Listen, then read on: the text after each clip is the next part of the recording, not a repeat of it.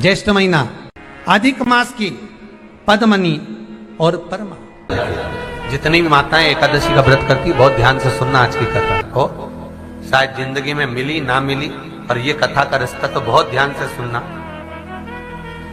स्कंद पुराण यहां तक कहती है कि इस कथा के चरित्र को जो श्रवण कर लेता है उसको 26 एकादशी करना भी नहीं पड़ती। इस एकादशी की केवल ये कथा सुनकर ही वो तर जाता है। प्रयास करिएगा एकादशी जब भी करें तो द्वादशी से जुड़ी हुई करें, दसवीं से जुड़ी हुई एकादशी कम करें। जो वैष्णवों की एकादशी कौन सी होती है? जो एकादशी द्वादशी से जुड़ी हो, दसवीं से नहीं। दसवीं से जुड़ी हुई एकादशी व्रत कहलाती है और द्वादशी से जुड़ी हुई एकादशी पुण्य फल प्रदान कर कर वैष्णवों को भगवान के चरण में छोड़ आती है। इसलिए एकादशी द्वादशी से जुड़ी हुई होना चाहिए।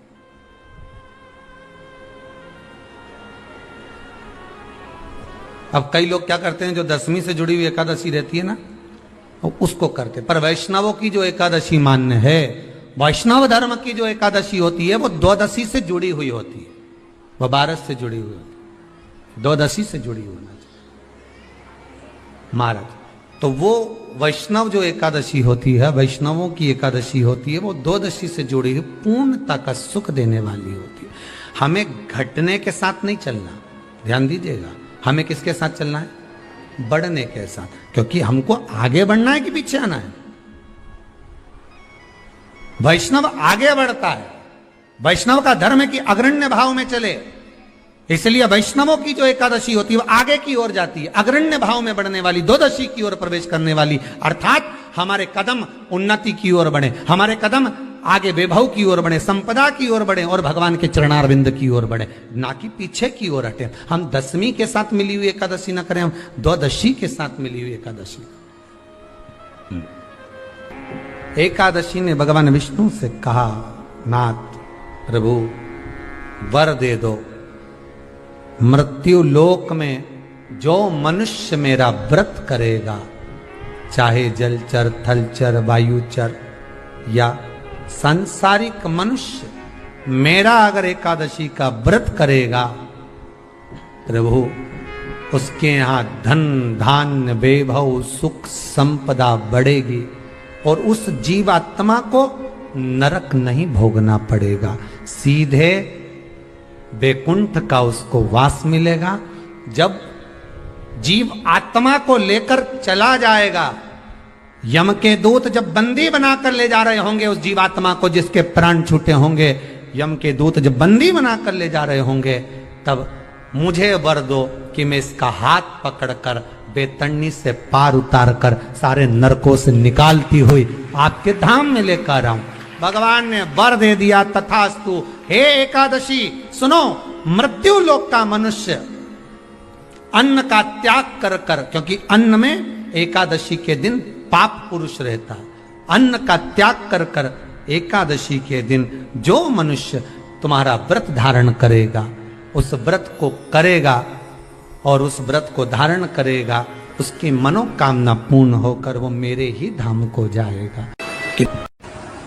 एकादशी के दिन जब आप जल शंकर को चढ़ाने तो रोज ही जाते हैं। जब एकादशी का दिन रहे और शंकर जी के मंदिर में आप जल समर्पित करें तो 3 बार मुख से स्वधा स्वधा स्वधा या स्वधा स्तोत्र का पाठ, जिसमें 12 श्लोक। 2 चीजों को याद रखिए, गौदान और एकादशी। श्रीमद वल्लभाचार्य जी ने मायावत का खंडन करा था जगन्नाथपुरी में, और श्रीमद वल्लभाचार्य जी ने कहा था एकादशी मरने के बाद मत दो, एकादशी जीते जी दो। कहा था कि नहीं कहा था?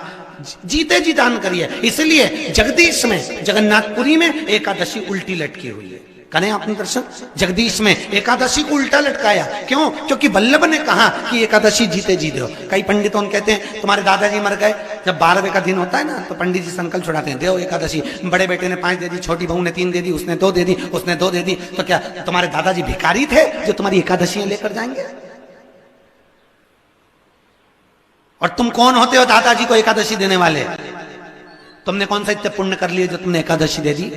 एकादशी के दान की महत्वता श्रीमद् वल्लभाचार्य जी ने कहा कि कोई व्यक्ति अगर खटिया पर सड़ रहा है, पलंग पर तड़प रहा है, हॉस्पिटल में पड़ा हुआ है, तो निवेदन है कि उसको देखने जाओ तो अपनी करी हुई एकादशी में से 2 एकादशी का दान उसको तुरंत दे दो। क्यों? तो जिससे उसको मोक्ष मिल जाए, मरने के बाद नहीं। क्योंकि मरने के बाद तो वो 10वें के दिन, गरुड़ पुराण में लिखा है 10 दिन तक जीवात्मा घर की अटारी पे रहती है। कितने दिन? 10 दिन। 10 दिन के बाद जीवात्मा चली जाती है। कहां जाती है? उसको जहां जाना है। 3 दिन में उसको भोग भोगना पड़ता है जीवात्मा को। 3 दिन नरक का भोग भोगती है, उसके बाद स्वर्ग का भोग भोगती है। 18 दिन में ये प्रोसेस पूरी हो जाती है। कितने दिन? 18 दिन। 18 दिन के बाद में उस जीवात्मा को धान के खेत में पटका जाता है। किसके खेत में? धान के, चावल के खेत में। इसलिए कहते हैं एकादशी के दिन चावल मत खाओ। कहते कि नहीं कहते? और क्या कहते हैं? द्वादशी के दिन चावल खाना जरूरी है। एकादशी का पालना करना है तो द्वादशी को चावल का 1 ग्रास खाओ, तब द्वादशी को चावल खाओगे तो एकादशी लगेगी। चावल नहीं खाओगे तो एकादशी नहीं लगेगी। द्वादशी को चावल खाना जरूरी है। क्यों कहते हैं? क्योंकि धान के खेत में जीव को छोड़ा जाता है, उस धान के खेत में, चावल के खेत में जीवात्मा रहती है। उसको चिड़िया खाती है तो चिड़िया के रूप में जन्म लेता है, मनुष्य खाता है तो मनुष्य के रूप में जन्म लेता है। इसलिए एकादशी के दिन चावल नहीं खाया जाता, क्योंकि एकादशी के दिन हम चावल खाएंगे तो जीव हत्या का दोष लग जाएगा। फिर कब खाना है? द्वादशी के दिन। द्वादशी के दिन क्यों खाया जाता है? क्योंकि हम एकादशी के व्रत करे रहते हैं और पहला घासा जब चावल का खाते हैं तो अपनी करी हुई एकादशी का पुण्य, जितने जीव हमारे मुंह में जाते हैं उनको उसका पुण्य मिल जाता है और उनका फिर जन्म नहीं होता, वो तर जाते हैं, उनको एकादशी का भाग मिल जाता है। इसलिए कहते हैं एकादशी को चावल मत खाओ, पर द्वादशी को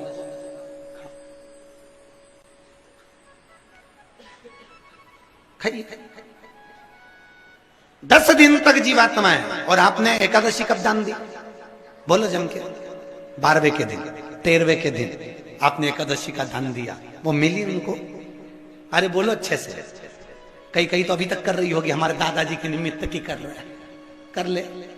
फिर वही वाली बात आ गई, गुलाब के फूल में पानी जारी है। किसी भी मंदिर में, मंदिर ना हो तो अपने घर के मंदिर में शाम के समय पर उस तुलसी की लकड़ी का दिया भरकर उसमें घी डालकर जो दीप प्रकट कर देता है, जला देता है, दीप को प्रज्वलित कर देता है, उसके घर में कभी संपदा की कमी नहीं होती। महाराज विष्णु पुराण में स्पष्ट लिखा है। पैसा तो आ रहा है और घर में टिक नहीं रहा। डॉक्टर में, पुलिस में, एक्सीडेंट आदि में, कहीं गलत जगह पर, व्यसन में अगर पैसा जा रहा है, जुए में, मांसाहार, मदिरा पान, या कहीं आया पैसा आने में कमी नहीं, आ रहा है पर टिक नहीं रहा, रुक नहीं रहा।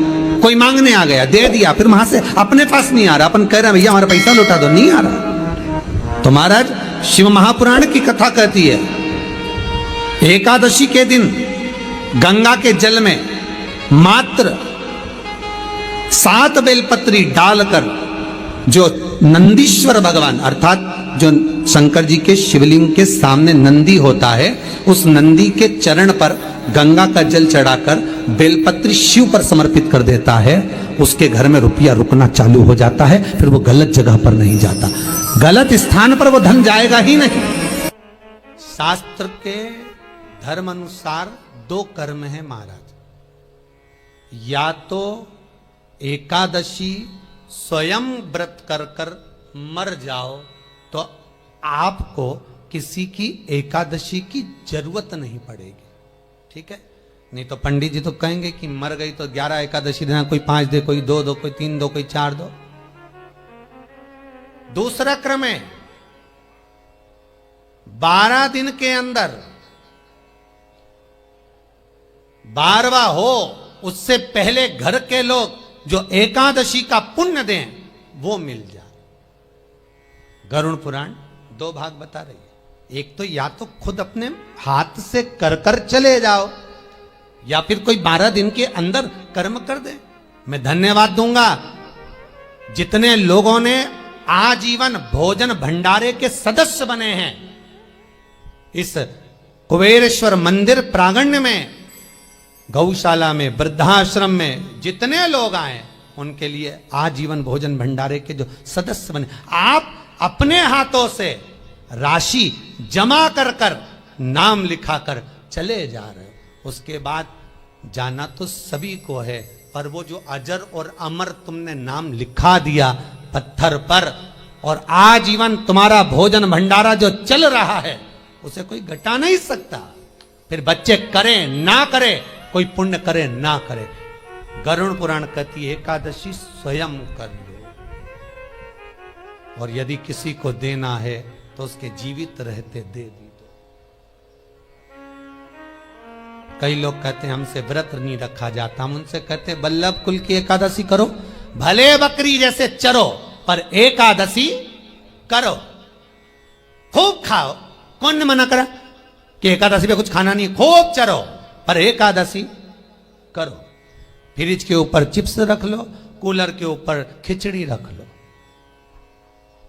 खीर बना के रख लो अपने पलंग के पास, जहां से निकलो वहीं चरो पर एकादशी करो, छोड़ना नहीं। जेब में भी काजू बादाम तल के रख लो, नहीं हो काजू बादाम तो मूंगफली का दाना सेक के रख लो, चलते चलते निपटाओ पर एकादशी करो। कई लोग कहते हैं महाराज जी हम इतनी एकादशी के व्रत में खाएंगे तो भगवान को बुरा तो नहीं लगेगा। भगवान को काहे को बुरा लगे, काहे को बुरा लगे भगवान। हमारा श्री जी बाबा गोवर्धन नाथ जी तो एक दिन में 8 बार खाता, मेरा गोवर्धन नाथ तो एक दिन में 8 बार खाता। और जगन्नाथपुरी में दुनिया के लोग एकादशी करते, क्या जगदीश एकादशी करते हैं? अरे कोई बता दो, कोई नहीं। इतने लोग जगन्नाथ गए हो गए, दुनिया के लोग एकादशी करे, जगन्नाथ करे, द्वारकानाथ एकादशी करे, नाथ द्वारा में श्री जी बाबा एकादशी करते हैं क्या? कहीं नहीं करते, क्योंकि ठाकुर जी कहते भैया हम तो दिन भर खाते, तुम भी खाओ।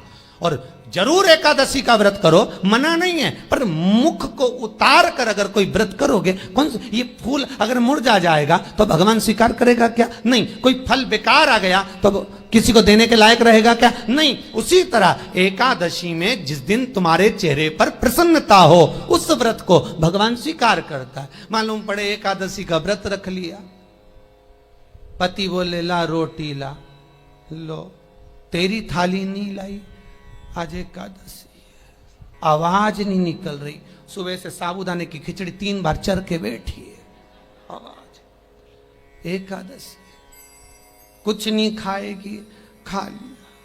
क्या खाया?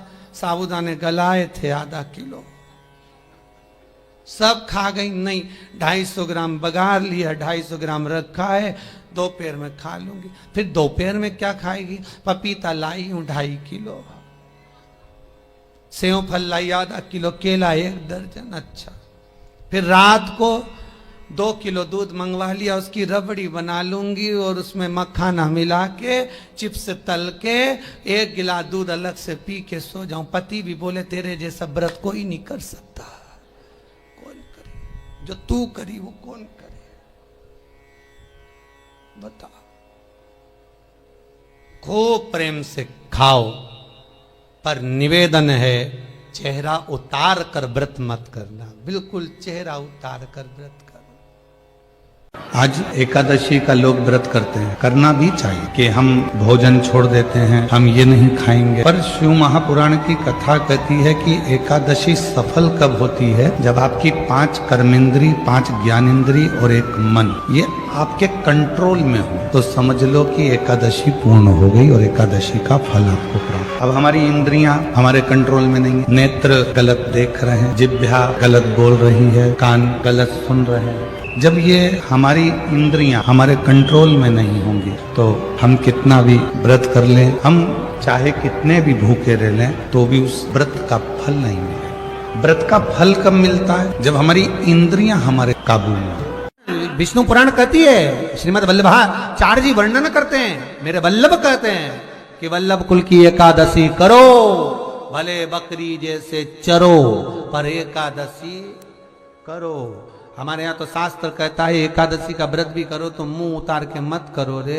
कोई फूल अगर मुरझा जाता है तो भगवान को नहीं दिया जाता, कोई फल बेकार हो जाता है भगवान को नहीं दिया जाता। तुम्हारे व्रत वाले दिन तुम्हारा मुंह उतरा रहेगा तो भगवान उसको स्वीकार करेगा। इसलिए बकरी जैसे चरो और एकादशी करो।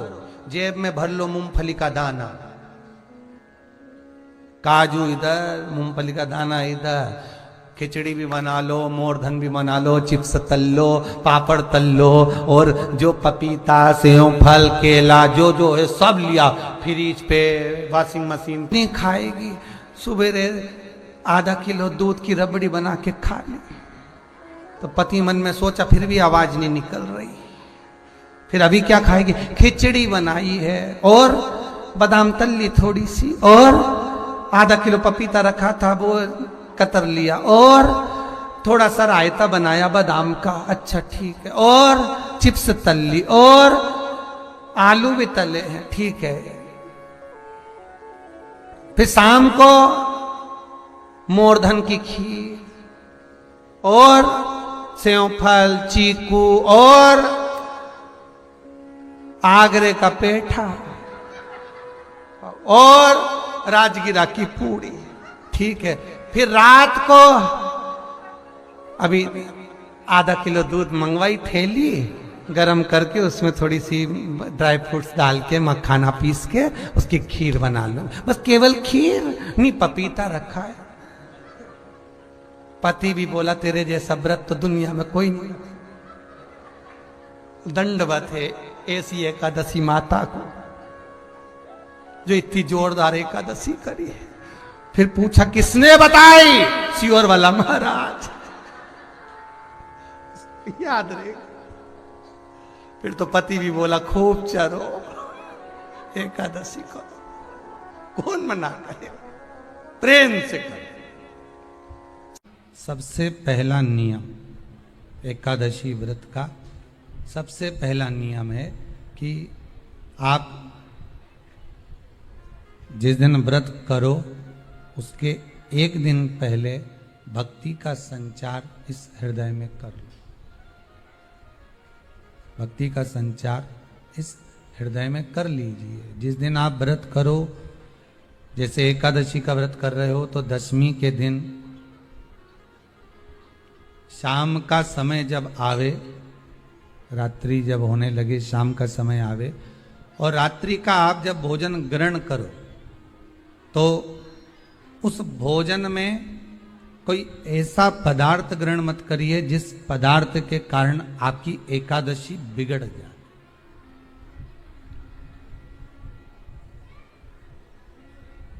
कोई बेकार भोजन हमें ग्रहण नहीं करना,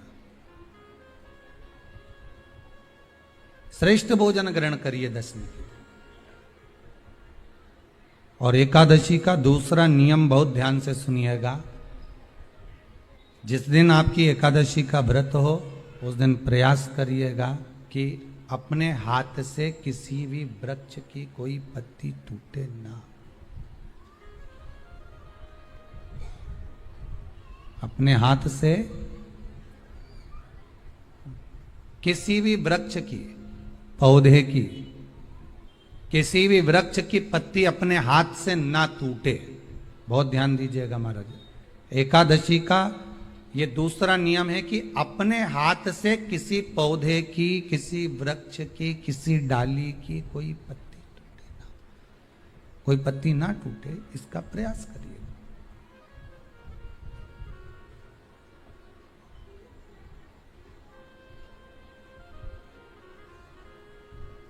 कितना सुंदर व्याख्यान कहा है, कितना सुंदर वर्णन है महाराज कि मात्र एकादशी का व्रत कर लेने पर, मात्र एकादशी का व्रत कर लेने पर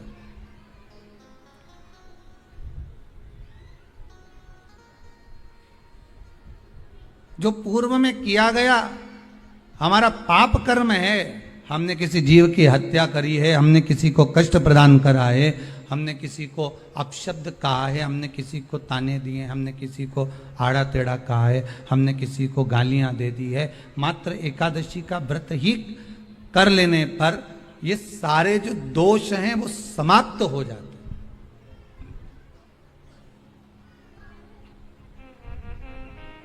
सारे दोष हमारे समाप्ति पर आ जाते हैं।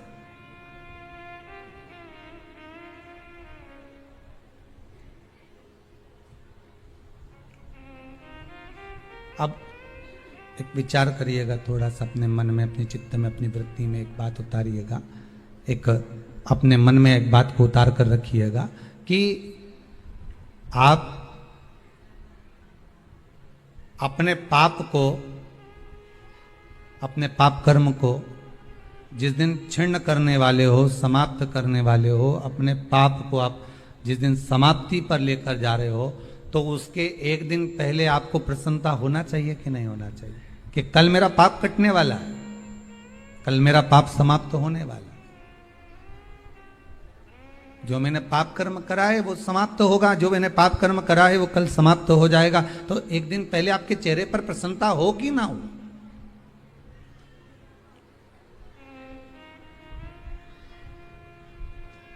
और चेहरे पर वो प्रसन्नता आपके आना चाहिए कि कल मेरा एकादशी का व्रत है, आज दशमी है, कल एकादशी का व्रत है, तो कल मेरी जब एकादशी का व्रत रहेगा तो मेरा ना जाने कितना कितना पाप, कितना असत्य, कितना झूठ, कितना प्रपंच वो समाप्त हो जाएगा। इसमें मुझे प्रसन्नता हो, इसमें मुझे आनंदता हो।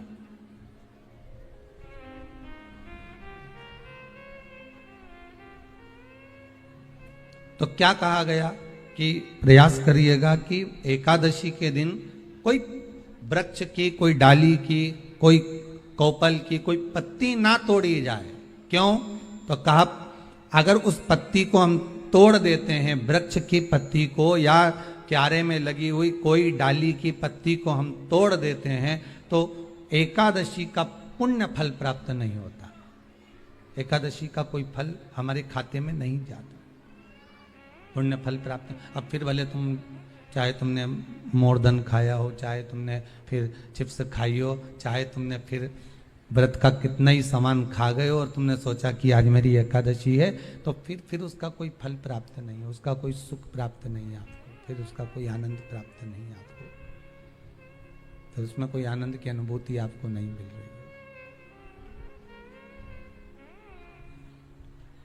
है। पीपल के पत्ते को अगर एकादशी और द्वादशी के दिन एक तांबे के पात्र में गला कर रख दिया जाए और उस पानी का आचमन 3 बार करा जाए, तो जिसकी नाड़ियां चोक भी हो जाती है, डॉक्टर बोले इसका बाईपास करना पड़ेगा, उसको केवल 3 आचमन पानी एकादशी और द्वादशी को पीपल के पत्ते का कराया जाए तो अंदर की नाड़ियां भी खुल जाती हैं। पीपल के पत्ते का इतना प्रमाण हमारे विष्णु पुराण में बंडाने वाला। जैसे चर्म रोगधारी व्यक्ति होता है ना, जिसकी चमड़ी सफेद पड़ जाती है, तो उसको क्या करना चाहिए?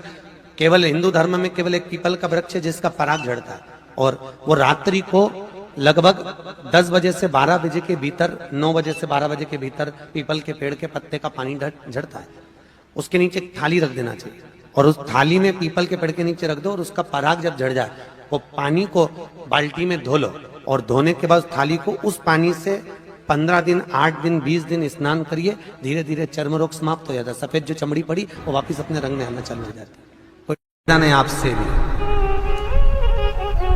कोई कार्य अटक रहा है, तकलीफ आ रही है, दुख है, लक्ष्मी नहीं आ रही, परेशान हो, तो एकादशी है।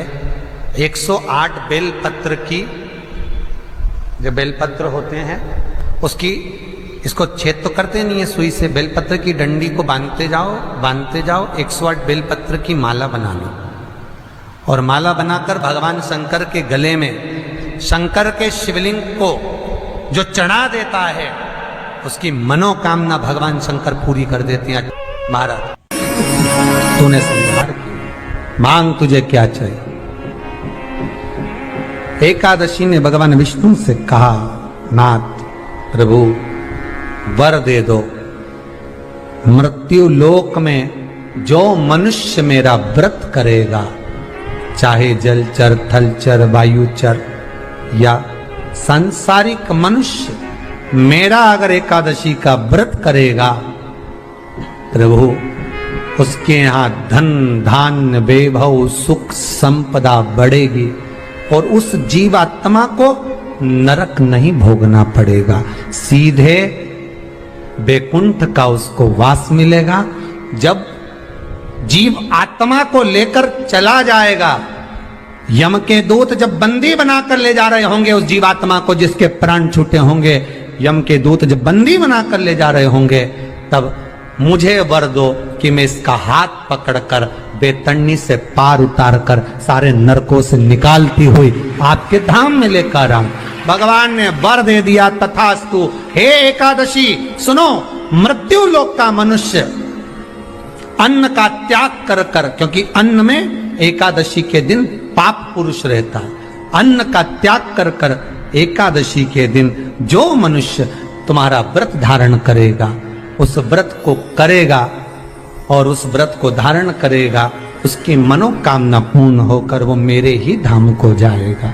ये तो हुआ एकादशी के जन्म की कथा। नहीं, एकादशी है कौन, क्यों इसकी इतनी प्रधानता है, क्यों इसकी पुण्यता है, ऐसा क्या है एकादशी में जो इसकी पुण्यता मानी जाए? कौन है ये जो भगवान नारायण तक एकादशी का व्रत करते हैं? सुभद्रा जी को भगवान जगन्नाथ ने, जगदीश ने एकादशी का व्रत कराया था। बद्रीनारायण भगवान को माता लक्ष्मी ने एकादशी का व्रत कराया था। क्यों? चंद्रायण एकादशी व्रत की माता। एकादशी है कौन? तो कहा जिसको व्रत करने पर भगवान नारायण भी जिसका व्रत करते हो, भगवान माता लक्ष्मी जिसका व्रत करती हो, वो एकादशी है कौन? तो शास्त्र वर्णन करता है महाराज, स्कंद पुराण का सुंदर चातुर्मास्य खंड के अंतर्गत वर्णन आया है महाराज। एक बार भगवान विष्णु आनंद में विराजमान थे, पद्मावती और माता लक्ष्मी दोनों उनके पास में विराजी हुई थी। भगवान लक्ष्मी और पद्मावती दोनों बैठी, एक सिर के पास, एक चरण के पास। कुछ समय बाद वहीं पर ब्रह्मदेव का आगमन हुआ और ब्रह्मा जी आगमन पाकर भगवान नारायण पद्मावती से लगकर उठे और उठकर लक्ष्मी की ओर झुके। झुकने पर इन तीनों के समागम से भगवान नारायण के हृदय चित्त से एक कन्या प्रकट हो गई। उस कन्या का नाम एका था। क्या नाम था? एका। अब 10 उसके गुण इतने प्रबल थे, वो 10 गुण उसके बड़े प्रबल थे कि वो एका जिसको निहारती थी उसको संपदावान बना देती थी, जिसको देख लेती थी उसके जीवन में वो आनंद की अनुभूतियां करा देती थी। एका जिस मार्ग से जाती थी उस मार्ग के द्वार खोल देती थी। एका का पुण्य इतना पुण्य प्रखर। पद्मावती और लक्ष्मी ने कहा महाराज ये बेटी आपके द्वारा निर्मित हुई है, इसका कन्यादान करना चाहिए। हमारे यहाँ हिंदू धर्म में रीति है, जिस दिन कन्यादान करा जाता है उस दिन व्रत रखा जाता है। अब आजकल रखते कि नहीं रखते मालूम नहीं, पर कन्यादान करते समय व्रत रखा जाता है।